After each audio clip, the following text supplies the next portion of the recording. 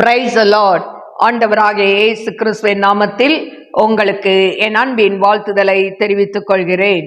எனக்கு அருமையான தேவ பிள்ளைகளே, ஒவ்வொரு நாளும் இந்த யூடியூப் மூலம் உங்களை சந்திப்பதில் நான் மிகுந்த மகிழ்ச்சி அடைகிறேன். இந்த ஆடியோவை நீங்கள் கேட்டு தேவாசீர்வாதத்தை பெறுவது மட்டுமன்றி, உங்களுக்கு அறிமுகமானவர்கள், உங்கள் நண்பர்கள், உங்கள் உறவினர்களுக்கும் இந்த ஆடியோவை அனுப்பி தேவனுடைய நாமத்தை மகிமைப்படுத்தும்படி உங்களை அன்புடன் கேட்டுக்கொள்கிறேன். இந்த நாளிலும் 2 நாளாகமம் 10ஆம் அதிகாரம் 1 வசனம். ரெகொபெயாமை ராஜாவாக்கும்படி இஸ்ரவேலர் எல்லாரும் சீகேமுக்கு வந்திருந்தபடியால் அவனும் சீகேமுக்கு போனான். ராஜாவாகிய சாலமோனை விட்டு ஓடிப்போய் எகிப்தில் இருந்த நேபாத்தின் குமாரனாகிய யெரொபெயாம் அதை கேட்டபோது அவன் எகிப்திலிருந்து திரும்பி வந்தான். ஆள் அனுப்பி அவனை அழைப்பித்தார்கள். பின்பு யெரொபெயாமும் இஸ்ரவேல் அனைத்துமாய் வந்து ரெகொபெயாமை நோக்கி, உம்முடைய தகப்பன் பாரமான நுகத்தை எங்கள் மேல் வைத்தார். இப்போதும் நீர் உம்முடைய தகப்பன் சுமத்தின கடினமான வேலையையும் அவர் எங்கள் மேல் வைத்த பாரமான நுகத்தையும் லகுவாக்கும். அப்பொழுது உம்மை சேவிப்போம் என்றார்கள். அதற்கு அவன், நீங்கள் 3 நாளைக்கு பிற்பாடு திரும்ப என்னிடத்தில் வாருங்கள் என்றான். அப்படியே ஜனங்கள் போயிருந்தார்கள். அப்பொழுது ராஜாவாகிய ரெகொபெயாம் தன் தகப்பனாகிய சாலமோன் உயிரோடு இருக்கையில் அவன் சமூகத்தில் நின்ற முதியோரோடே ஆலோசனை பண்ணி, இந்த ஜனங்களுக்கு மறு உத்தரவு கொடுக்க நீங்கள் என்ன ஆலோசனை சொல்லுகிறீர்கள் என்று கேட்டான். அதற்கு அவர்கள், நீர் இந்த ஜனங்களுக்கு தயவையும் பட்சத்தையும் காண்பித்து அவர்களுக்கு நல் வார்த்தைகளை சொல்வீரானால் என்றைக்கும் அவர்கள் உமக்கு ஊழியக்காரராய் இருப்பார்கள் என்றார்கள். முதியோர் சொன்ன ஆலோசனையை அவன் தள்ளிவிட்டு தன்னோடே வளர்ந்தவர்களும் தன் சமூகத்தில் நிற்கிறவர்களுமாகிய வாலிபரோடே ஆலோசனை பண்ணி அவர்களை நோக்கி, உம்முடைய தகப்பன் எங்கள் மேல் வைத்த நுகத்தை லகுவாக்கும் என்று என்னிடத்தில் சொன்ன இந்த ஜனங்களுக்கு மறு உத்தரவு கொடுக்க நீங்கள் என்ன ஆலோசனை சொல்கிறீர்கள் என்று கேட்டான். அவனோடே வளர்ந்த வாலிபர் அவனை நோக்கி, உம்முடைய தகப்பன் எங்கள் நுகத்தை பாரமாக்கினார், நீர் அதை எங்களுக்கு லகுவாக்கும் என்று உம்மிடத்தில் சொன்ன இந்த ஜனத்திற்கு நீர் சொல்ல வேண்டியது என்னவென்றால், என் சுண்டு விரல் என் தகப்பனுடைய இடுப்பை பார்க்கிலும் பருமனாய் இருக்கும். இப்போதும் என் தகப்பன் பாரமான நுகத்தை உங்கள் மேல் வைத்தார், நான் உங்கள் நுகத்தை அதிக பாரமாக்குவேன். என் தகப்பன் உங்களை சவுக்குகளினாலே தண்டித்தார், நான் உங்களை தேள்களினாலே தண்டிப்பேன் என்று சொல்லும் என்றார்கள். 3ஆம் நாள் என்னிடத்தில் வாருங்கள் என்று ராஜா சொல்லியிருந்தபடியே யெரொபெயாமும் சகல ஜனங்களும் 3ஆம் நாளிலே ரெகொபெயாமிடத்தில் வந்தார்கள். ராஜாவாகிய ரெகொபெயாம் முதியோர் ஆலோசனையை தள்ளிவிட்டு அவர்களுக்கு கடினமான உத்தரவு கொடுத்தான். வாலிபருடைய ஆலோசனையின்படியே அவர்களோடே பேசி, என் தகப்பன் உங்கள் நுகத்தை பாரமாக்கினார், நான் அதை அதிக பாரமாக்குவேன். என் தகப்பன் உங்களை சவுக்குகளினாலே தண்டித்தார், நான் உங்களை தேள்களினாலே தண்டிப்பேன் என்று சொன்னான். ராஜா ஜனங்களுக்கு செவி கொடாமற் போனான். கர்த்தர் சீலோனியனான அகியாவை கொண்டு நேபாத்தின் குமாரனாகிய யெரொபெயாமுக்கு சொன்ன தனது வார்த்தையை உறுதிப்படுத்தும்படி தேவனாலே இப்படி நடந்தது. ராஜா தங்களுக்கு செவி கொடாததை இஸ்ரவேலர் எல்லாரும் கண்டபோது ஜனங்கள் ராஜாவுக்கு மறு உத்தரவாக, தாவீதோட எங்களுக்கு பங்கேது, ஈசாயின் குமாரனிடத்தில் எங்களுக்கு சுதந்திரம் இல்லை, இஸ்ரவேலே உன் கூடாரங்களுக்கு போய்விடு, இப்போது தாவீதே உன் சொந்த வீட்டை பார்த்துக்கொள் என்று சொல்லி இஸ்ரவேலர் எல்லோரும் தங்கள் கூடாரங்களுக்கு போய்விட்டார்கள். ஆனாலும் யூதாவின் பட்டணங்களிலே குடியிருந்த இஸ்ரவேல் புத்திரர் மேல் ரெகொபெயாம் ராஜாவாய் இருந்தான். பின்பு ராஜாவாகிய ரெகொபெயாம் பகுதி விசாரிப்புக்காரனாகிய அதோராமை அனுப்பினான். இஸ்ரவேல் புத்திரர் அவனை கல்லெறிந்து கொன்றார்கள். அப்பொழுது ராஜாவாகிய ரெகொபெயாம் தீவிரமாய் ரதத்தின் மேல் ஏறி எருசலேமுக்கு ஓடி போனான். அப்படியே இந்நாள் வரைக்கும் இருக்கிறபடி இஸ்ரவேல் தாவீதின் வம்சத்தை விட்டு கலகம் பண்ணி பிரிந்து போயிருக்கிறார்கள். கருமையான தேவ பிள்ளைகளே, இந்த நாளிலும் 2 நாளாகமம் 10ஆம் அதிகாரம் 1 முதல் 19 வசனங்களை நான் வாசித்திருக்கிறேன். கருமையான தேவ பிள்ளைகளே, இந்த ரெகொபெயாம் சாலமோன் மரித்த பிறகு இந்த சாலமோனுடைய மகன் ரெகொபெயாம் ராஜாவாய் வருகிறான். இப்போ சாலமோன் நாட்களிலே அவன் ஆண்டவருக்கு பிரியமில்லாததை செய்தபடியினால் அவன் 1000 மனைவிகளை வைத்து கொண்டான். இதில் அவன் அதிகமாய் ஆண்டவருக்கு பிரியமில்லாமல் அந்நிய பெண்களை மணந்து கொண்டதினால அவனை ஆண்டவர் எச்சரிக்கிறார். ஆனால் எச்சரிப்பு சத்தத்தையும் கேட்காதனால ஆண்டவர் அவனுடைய ராஜ்யபாரத்தை கிழித்து போடுகிறார். அந்த உடன்படிக்கை தாவீதோடு செய்தபடினால அதில் ஒரு கோத்திரம் மட்டும் ரெகொபெயாமுக்கு வைக்கிறார். மீதியெல்லாம் ஆண்டவர் என்ன பண்ணுறார், அந்த 11 கோத்திரத்தையும் அந்த யெரொபெயாம் என்கிறவனிடத்தில் ஆண்டவர் கொடுக்க திட்டமிட்டிருந்தார். இந்த சூழ்நிலையில தான் இப்போ இவன் ராஜாவா இவனை ஆக்கணும்னு சொல்லி இஸ்ரவேல் எல்லாரும் சீகேமுக்கு வராங்க. இப்போ அந்த சீகேம் என்பது அந்த இடம் என்னன்னா, 6 பட்டணங்கள்ல ஒன்று சீகேம். தற்செயலாய் கொலை செஞ்சுட்டு இல்லைன்னா தப்பு செஞ்சுட்டு ஒளிந்து கொள்வதற்கு ஏற்படுத்தப்பட்ட 6 பட்டணம், அடைக்கல பட்டணம். அதில் ஒன்று தான் சீகேம். இது எங்கே இருந்ததுன்னா எருசலேமுக்கு வடக்கே எப்ராயிம் கோத்திரத்தாரின் பகுதியில் இருந்தது. இது அங்கே இருந்ததுனால இவனை அங்கே ராஜாவா என்ன பண்ணுறாங்க, ஜனங்கள் இவனை ஏற்படுத்துறதுக்கு அந்த சீகேமுக்கு எல்லாரும் வராங்க. இப்போ வரும்போது இந்த ஜனங்கள் கேட்குறாங்க, உங்கள் தகப்பன் எங்கள் மேலே பாரமான சுமையை வச்சாரு, நுகத்தை வைத்தாரு, எங்கள் வேலையை கடினப்படுத்தினாரு அப்படிலாம் சொல்லி நீங்கள் எங்களுக்கு என்ன பண்ணணும், எங்களுக்கு நீங்கள் இதையெல்லாம் நீக்கி போட்டிங்கன்னா நாங்கள் என்ன பண்ணுவோம், உங்களை சேவிப்போம் அப்படின்னு சொல்லி இந்த இஸ்ரவேல் ஜனங்கள் சொல்கிறாங்க. சொல்லும்போது இந்த ரெகொபெயாம் சொல்கிறான், நீங்கள் 3 நாள் கழிச்சு வாங்க அப்படின்னு சொல்லிட்டான். இப்போ முதலாவது தன்னுடைய சாலமோன் தன் தகப்பனுடைய கூட இருந்த வயதானவர்கள் முதியோர்களோடு ஆலோசனை பண்ணுறான். இப்போ இதெல்லாம் இவங்க லகுவாக்க சொல்கிறாங்க, நான் இவங்களுக்கு என்ன பதில் சொல்லணும் அப்படின்னு சொல்லும்போது அவங்க சொல்கிறாங்க, நீ உங்கள் தகப்பன் மாதிரி செய்யாமல் இவங்கக்கிட்ட நீ தயவு பாராட்டு, பட்சமாய் பேசு, நல்ல வார்த்தைகளை சொல்லு, அப்படின்னா இவங்க உனக்கு ஊழியக்காரராய் இருப்பார்கள் அப்படின்னு இவங்க ஆலோசனை கொடுக்குறாங்க. ஆனால் இந்த ஆலோசனை ரெகொபெயாமுக்கு பிடிக்கல. இந்த முதியோர் ஆலோசனையை தள்ளிட்டு அடுத்தது தன்னிடத்தில் இருந்த வாலிபர்கிட்ட ஆலோசனை கேட்குறான். அவனுடைய வயது கொத்த வாலிப பிள்ளைகள் கிட்ட, அங்கே இருக்கிறவங்க கிட்ட ஆலோசனை கேட்குறான், நீங்கள் என்ன சொல்கிறீங்க? அப்போ அவங்க என்ன சொல்கிறாங்க, உங்கள் தகப்பன் வேலையை கடினப்படுத்தினாரு, உங்கள் தகப்பன் என்ன பண்ணாரு, சவுக்கால் அடித்தாரு, ஆனால் நீ என்ன பண்ணு, தேளை கொண்டு அவங்கள தண்டிக்கணும் அப்படின்லாம் சொல்லி இவங்க வாலிபர்கள்லாம் என்ன பண்ணுறாங்க, இவனை தவறான வழியில் நடத்துகிறத பார்க்குறோம். எனக்கு அருமையான தேவ பிள்ளைகளே, இன்னைக்கு முதியோர்களுடைய ஆலோசனையை பிள்ளைகள் கேட்கணும். ஆனால் இவன் முதியோர்கள் நல்ல ஆலோசனையை சொல்கிறாங்க, அந்த ஆலோசனையை தள்ளிட்டு தான் கூட இருக்கிற ஃப்ரெண்டு, தன்னுடைய வயது கொத்த இப்படிப்பட்ட இளைஞரோடு ஆலோசனை கேட்கும்போது இவங்க தவறான ஆலோசனையை கொடுக்குறாங்க. அது நிமித்தம் இவன் என்ன பண்ணுறான், 3 நாள் கழித்து எல்லாரும் வராங்க. வந்தப்போ அவன் சொல்கிறான், அந்த ஜனங்களை பார்த்து அவன் என்ன சொல்கிறான்னா, அதில் இப்போதும் என் 11வது வசனத்தில், இப்போதும் என் தகப்பன் பாரமான நுகத்தை உங்கள் மேல் வைத்தார், நான் உங்கள் நுகத்தை அதிக பாரமாக்குவேன்.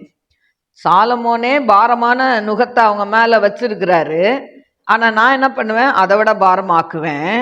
அடுத்தது, என் தகப்பன் உங்களை சவுக்குகளினாலே தண்டித்தார். சவுக்க வச்சு அடித்தார். தப்பு செய்யும்போது சவுக்கால் அடி விழும். அப்போ அதனால தண்டித்தார். நான் என்ன பண்ணுவேன், உங்களை தேள்களினாலே தண்டிப்பேன். அப்போ பாருங்க எவ்வளோ ஒரு கொடுமையா அவன் ஆன்சர் பண்றான். இந்த பதிலை கேட்ட உடனே அங்க இருக்கிறவங்களுக்கு இவன் செய்யறது பிடிக்கல. உடனே என்ன சொல்றாங்க, இஸ்ரவேல்லாம் கலைந்து போ, நீங்கெல்லாம் என்ன பண்ணுங்க, கூடாரத்துக்கு போயிருங்க.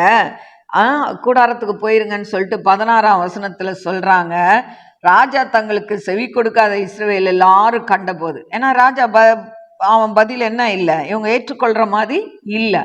அதனால ஜனங்கள் ராஜாவுக்கு மறு உத்தரவாக என்ன சொல்றாங்க, தாவீதோடு எங்களுக்கு பங்கேது. அப்ப தாவீது யாரு, இந்த தாவீதோட எங்களுக்கு என்ன பங்கு இருக்கு, ஈசாயின் குமாரனிடத்துல எங்களுக்கு என்ன இல்லை, சுதந்திரம் இல்லை. இஸ்ரவேலே உன் கூடாரங்களுக்கு போய்விடு, நீங்களாம் என்ன பண்ணுங்க, உங்க வீட்டுக்கு போங்க அப்படின்னு சொல்லி எல்லாரும் கலைஞ்சி போயிடுறாங்க. ஆனா இது ஏன் நடந்தது, இப்படிப்பட்ட பிரச்சனை ஏன் நடந்ததுன்னா 15ஆம் வசனத்துல சொல்லி இருக்கு, ராஜா ஜனங்களுக்கு செவி கொடாமற் போனான். கர்த்தர் சீலோனியனான அகியாவை கொண்டு நேபாத்தின் குமாரனாகிய எரோபயாமுக்கு சொன்ன தமது வார்த்தை உறுதிப்படுத்தும்படி தேவனாலே இப்படி நடந்தது.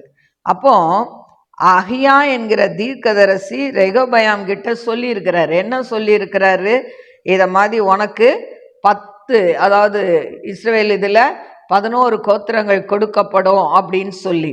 அப்போ இப்ப பாருங்க, இந்த இப்படி சொன்ன உடனே அந்த வார்த்தைகளை நிறைவேற்றணும்ல, அதுக்காக தேவனால இப்படி நடந்தது என்று சொல்லப்பட்டிருக்கிறதை நாம் பார்க்கிறோம். எனக்கு அருமையான தெய்வ பிள்ளைகளே, இப்ப எல்லாரும் கலைந்து போயிட்டாங்க. இவன் என்ன பண்றான், அங்க இருக்கிற ஜனங்களுக்கு இவன் ராஜாவா இருக்கிறான். இப்படி இருக்கும்போது இவன் என்ன பண்றான், அதோராமை என்ன பண்றான், அதாவது விசாரிப்புக்காரனாகிய அதோராமை என்ன பண்றான், பகுதி விசாரிப்புக்காரன், அதாவது பகுதி விசாரிப்புக்கு அனுப்புறான். ஆளை அனுப்பும்போது அந்த இஸ்ரவேல் புத்திரர்லாம் என்ன பண்றாங்க, அவனை கல்லெறிந்தே கொன்னுட்டாங்க. உடனே இதை கேள்விப்பட்டோடனே இவன் என்ன பண்ணிட்டான், ரெகோபயாம் அவன் ரதத்துல ஏறி எருசலேமுக்கு ஓடி போய் ஒளிஞ்சிக்கிட்டான். எனக்கு அருமையான தெய்வ பிள்ளைகளே, இப்படி அதாவது 19ஆம் வசனத்துல இந்நாள் வரைக்கும் இருக்கிறபடி இஸ்ரவேல் தாவீதின் வம்சத்தை விட்டு கலகம் பண்ணி பிரிந்து போயிருக்கிறார்கள். இன்ன வரைக்கும் இஸ்ரவேல் என்ன பண்ணிருக்கு, அப்படிதான் பிரிந்து தனித்து வாசமா இருக்குது அப்படின்னு சொல்லி இங்க நம்ம பார்க்கிறோம். எனக்கு அருமையான தெய்வ பிள்ளைகளே, இந்த அதிகாரத்திலிருந்து நாம் கற்றுக்கொள்றது என்ன அப்படின்னு சொன்னா, சாலமோன் ஆண்டவர்கிட்ட ஞானத்தை கேட்டான், 1000 சர்வாங்க தகன பலிகளை செலுத்தினான். ஆண்டவர் என்னப்பா உனக்கு வேணும்னு கேட்கும்போது ஞானத்தை கேட்டான். அவன் கேட்காத எல்லாத்தையும் ஆண்டவர் கொடுத்தாரு. அவனை ஆசீர்வாதமா வச்சிருந்தாரு. அவனை விட ஒரு பெரிய ஞானவான் யாரும் இல்லை. அவன் ஞானத்தை பார்க்கறதுக்கு அநேக தேசங்கள்ல இருந்து வந்தாங்க.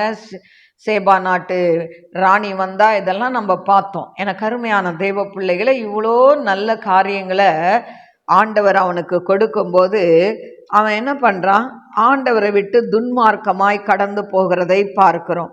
அதாவது அந்நிய ஸ்ரீகளை நாடி சோரம் போனதை பார்க்கிறோம். எனக்கு அருமையான தெய்வ பிள்ளைகளே, ஆண்டவர் அவன் கேட்டா நிறையா அவனுக்கு பெண்களை கொடுத்திருப்பார். ஆனா அவன் அதையெல்லாம் விட்டுட்டு ஆண்டவரை அறியாத பெண்களை அவன் திருமணம் செய்து கொண்டான் என்று சொல்லப்பட்டிருக்கிறது.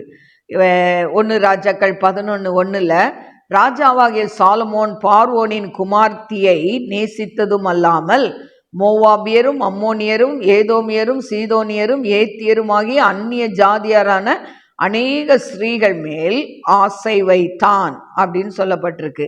எனக்கு அருமையான தேவ பிள்ளைகளே, இப்படி ஆசை வைத்ததுனால அவங்க என்ன பண்ணாங்க, இருதயத்தை வழுவி போக செய்தாங்க. ஹல்லேலூயா.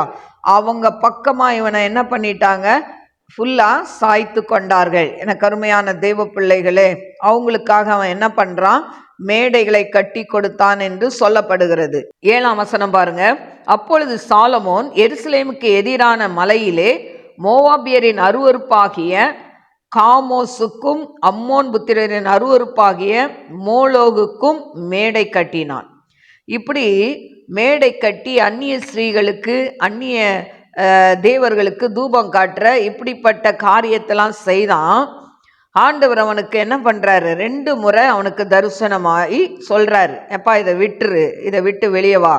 எனக்கு அருமையான தெய்வ பிள்ளைகளே, 9ஆம் வசனத்துல சொல்லியிருக்கு, ஆகையால் இஸ்ரவேலின் தேவனாகிய கர்த்தர் சாலமோனுக்கு 2 விசை தரிசனமாகி அந்நிய தேவர்களை பின்பற்ற வேண்டாம் என்று கட்டளையிட்டிருந்தும் அவன் கர்த்தரை விட்டு தன் இருதயத்தை திருப்பி அவர் கற்பித்ததை கை கொள்ளாமற் போனதினால் கர்த்தர் அவன் மேல் கோபமானார். ஆண்டவர் எச்சரிக்கிறார். எச்சரிக்கும் போது அந்த எச்சரிப்பின் சத்தத்தை அவன் அசட்டை பண்ணுகிறதை பார்க்கிறோம். எனக்கு அருமையான தெய்வ பிள்ளைகளே, இன்றைக்கு நீங்க போகிற வழி சரியில்லை அப்படின்னும் போது ஆண்டவர் எச்சரிப்பின் சத்தத்தை தருவார். உன் உள்ளத்தின் ஆழத்திலிருந்து அவர் பேசுவார். நீ செய்யறது சரியில்லை, நீ போற ரூட்டு சரியில்லை, நீ வச்சிருக்கிற துணை சரியில்லை, உன் மனைவி இருக்கும்போது இன்னொருத்தியை வச்சிருக்கிற அது சரியில்லை. ஆண்டவர் சொல்வார், வாலிப பிள்ளையே, நீ ஒரு ரட்சிக்கப்பட்ட வாலிப பிள்ளையா இருந்து அந்நிய நுகத்துல போய்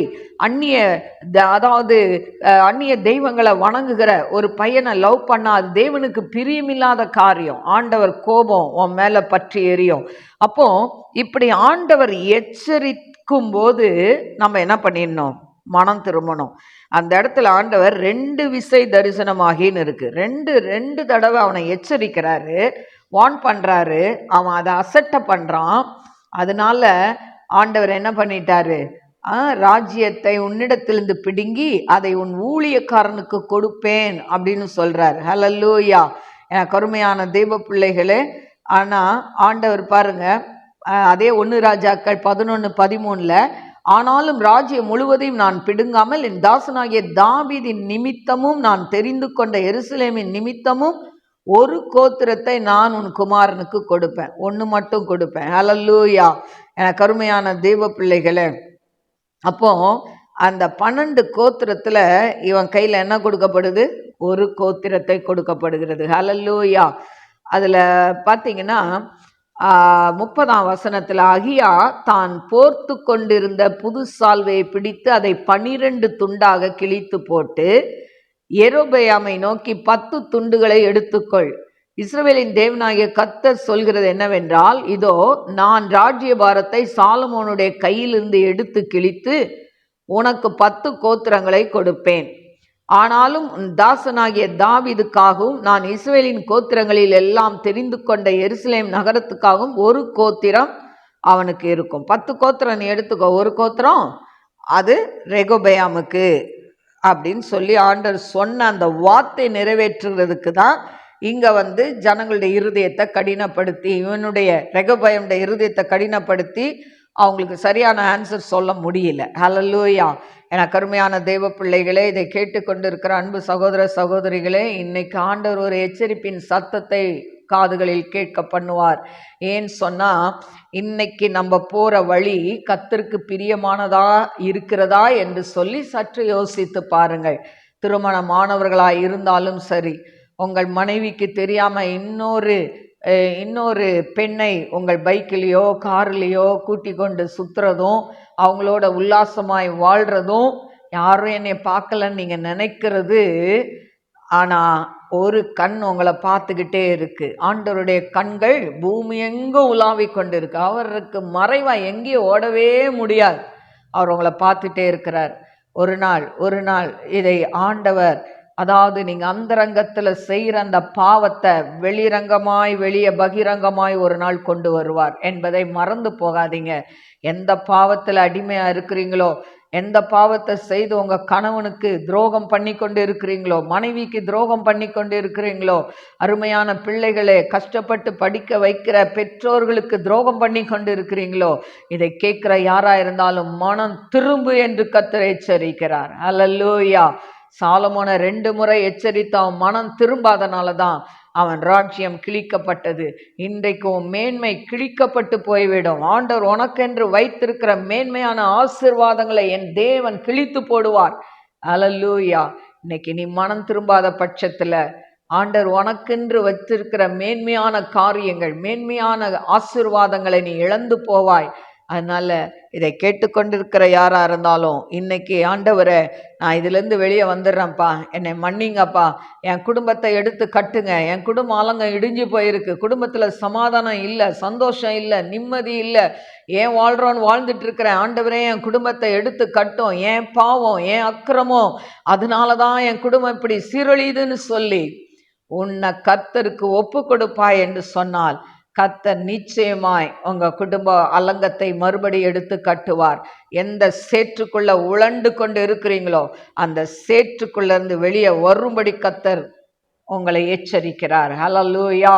ஆண்டவரே உமக்கு ஸ்தோத்திரம் ஸ்தோத்திரம் ஸ்தோத்திரம். கண்களை மூடி அப்படியே செபிப்போம். ஸ்தோத்திரிக்கிறேன் ஆண்டவரே, மகா பரிசுத்தமுள்ள நல்ல தகப்பனே, இதை கேட்டுக்கொண்டு இருக்கிற ஒவ்வொரு பிள்ளைகளுக்கும் இது எச்சரிப்பின் சத்தமாய் கடந்து போகட்டும். ஆண்டவரே ஏசப்பா, ஆண்டவரே சாலமோனுக்கு எல்லாத்தையும் கொடுத்தீங்க, அவன் வழுவி போன போது எச்சரித்தீங்க, ஆனா அந்த எச்சரிப்பு சத்தத்தை அவன் கேட்காதனால அவன் ராஜ்யம் பிடுங்கப்பட்டது என்று சொல்லி பார்க்கிறோம். ஆண்டவரே ஏசப்பா உமக்கு ஸ்தோத்திரிக்கிற துதிக்கிற துதிக்கிற துதிக்கிற துதிக்கிற ஆண்டவரே. ஓ ரபா லபா கபா ரபா ரிபா ரபா ஷதா ரபா லபா ரபா லா கரபா ஓ ரமா கரபா தீபா லபா கரபா ரிகாதனாய் கரபா தீரபா கரபா.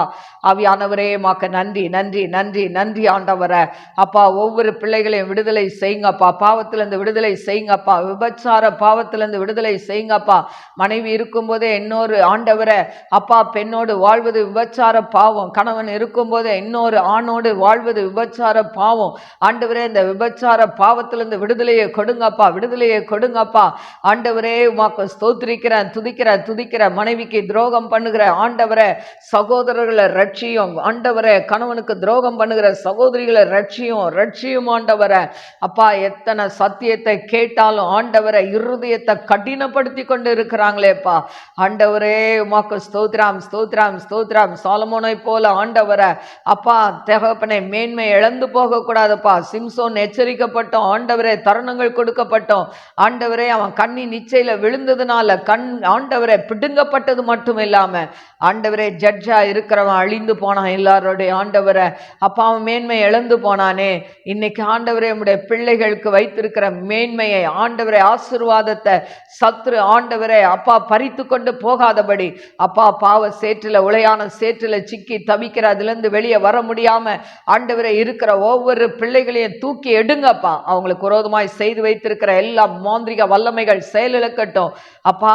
அவங்க வயிற்றில் இருக்கக்கூடிய மாந்திரிக மருந்துகளை அக்கினியால எரித்து போடுங்கப்பா. ஆண்டவரே உமக்கு ஸ்தோத்திரிக்கிற துதிக்கிற அடிக்கப்படுகிற ஆட்டை போல ஆண்டவரை அப்பா மயிர் கத்திரிக்கிற ஆட்டை போல ஆண்டவரை அப்பா அந்த இடத்துல போய் இருக்கிறாங்களேப்பா, அவங்கள தூக்கிட்டு வாங்க டாடி.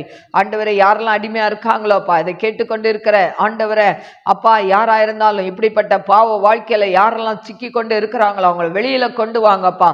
தம் மனைவி இடத்துல அன்பு செலுத்த கிருபை கொடுங்க, கணவன் இடத்துல அன்பு செலுத்த கிருபை கொடுங்க. குடும்பத்தை எழுப்பி கட்டுங்க டாடி, நாமத்தை மகிமைப்படுத்துங்க. ஆண்டவரே உமக்கு ஸ்தோத்திரம் ஸ்தோத்திரம். இந்த நாள்ல டிப்ரெஷன்ல இருக்கிற பிள்ளைகளை விடுதலை செய்யுங்கப்பா. ஆண்டவரே செய்வன கட்டில இருக்க பிள்ளைகளை விடுதலை செய்யுங்கப்பா. ஆண்டவரே திருமணமாகாத பிள்ளைகளுக்கு அப்பா இந்த ஆண்டுக்குள்ள திருமணமாக கிருபை கொடுங்க, தடைகளை உடைங்க, நாமத்தை மகிமைப்படுத்துங்கப்பா. ஆவியானதாமே பெரிய காரியங்களை செய்யுங்க. இயேசுவின் நாமத்தில் கேட்கிறேன் பிதாவே, ஆமென். God bless you. God bless you.